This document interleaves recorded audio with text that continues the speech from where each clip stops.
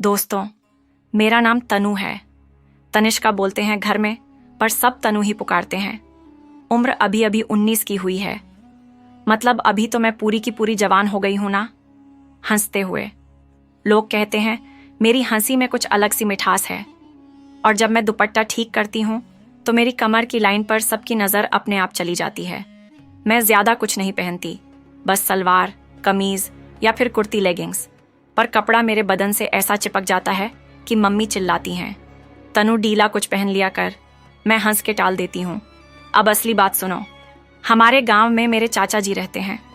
मतलब पापा के बड़े भाई नाम है राकेश चाचा। उम्र होगी कोई 42 से 43 के आसपास, पर दिखते बिल्कुल 35 के हैं। चौड़े कंधे, मूछें थोड़ी मरोड़ वाली और आंखें, अरे उनकी आंखें तो जैसे कोई रात छुपाए रहती हैं। जब भी मैं गर्मियों में गांव जाती हूँ ना, वो मुझे देखते हैं तो बस देखते ही रह जाते हैं। मैं भी शर्माती हूँ, पर मन ही मन अच्छा भी लगता है। इस बार गर्मियों की छुट्टी में मैं अकेले गई थी गांव। मम्मी पापा को शहर में काम था। चाचा जी ने फोन पर ही कहा था, तन्नू बेटा तू अकेले मत आना, मैं गाड़ी भेज दूंगा। मैंने मना कर दिया। बोली, चाचा जी मैं बड़ी हो गई हूँ, बस मैं आ जाऊंगी। वो हंसे और बोले, बड़ी हो गई है? अच्छा जी, फिर देखते हैं कितनी बड़ी हो गई है। जब बस से उतरी तो चाचा जी खुद आए थे लेने, सफ़ेद कुर्ता, नीली जीन्स और हाथ में चाबी घुमाते हुए। मुझे देखते ही बोले, अरे वाह, तनु शहर ने तो कमाल कर दिया। पहले तो पतली पतली सी थी, अब तो। और उनकी नज़र मेरी छाती से होते हुए कमर तक रुकी। मैंने दुपट्टा ठीक किया और शर्मा के बोली, चाचा जी चलो ना, गर्मी लग रही है। वो हंसे और बोले, हाँ हाँ चलो, घर में ठंडक है। घर पहुंची तो चाची जी नहीं थी, उनके मायके गई थी। सिर्फ चाचा जी और मैं। घर पुराना है, बड़ा सा आंगन और पीछे आम का बाग। चाचा जी बोले, तनु तू ऊपर वाले कमरे में रहना, मैं नीचे सो जाऊंगा। मैंने कहा ठीक है। सामान रखा और नहाने चली गई। नहा के जब निकली तो सिर्फ कुर्ती और लेगिंग्स पहनी थी। बाल गीले थे। चाचा जी चाय बना रहे थे। मुझे देखते ही चाय का कप हाथ से छूटते छूटते बचा। बोले, अरे तनु तू तो मतलब गीले बालों में कुछ और ही लग रही है। मैंने शर्माते हुए कहा, चाचा जी आप भी ना रात का खाना साथ खाया। चाचा जी बार बार मेरी तरफ देख रहे थे। मैं भी कभी उनकी आंखों में देखती, कभी झुक जाती। खाना खत्म हुआ तो वह बोले, तनु तू ऊपर सो जा, मैं नीचे टीवी देख लूंगा। मैं ऊपर गई, पर नींद नहीं आ रही थी।